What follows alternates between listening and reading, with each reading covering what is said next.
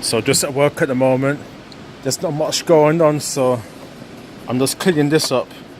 I've just been giving this a little clean up. Clean it up.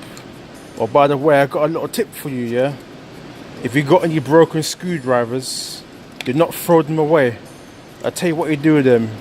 You take your broken screwdrivers, you put it on the bench grinder, and you grind them down into a point like these two. You won't think of it, but trust me, it's a very handy tool for certain things, like getting dirt out of a screw. Trust me, a very handy tool. I've got a small one there and a bigger one. This one I actually found in the scrap bin at work.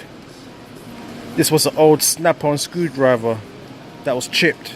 That's the reason why the person threw it in the scrap bin. So I've recycled it. I've got two uses for it. I know some of you might be thinking, what a load of rubbish. But trust me, you'd be surprised how handy this is for doing certain things. Just like if you want to reset something, do you know a lot of reset switches you need like a point to get in there?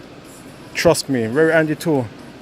Like a lot of people at work have said to me, what is the point in that? This is a load of rubbish. But then give it some time, they'll ask me, oh, have you still got that pointy screwdriver? Trust me, very handy tool. So remember that, you got any broken screwdrivers, do not throw them away. Do what I do, grind them down into a point. I've been using this to clean this. What I've been doing is putting some tissue paper over it and getting into all that, the corners and that, to get all the dirt out. Trust me, this is a very handy tool for almost all types of stuff. Work, home use, if you work in the car, especially RC cars, where you get dirt in the screws.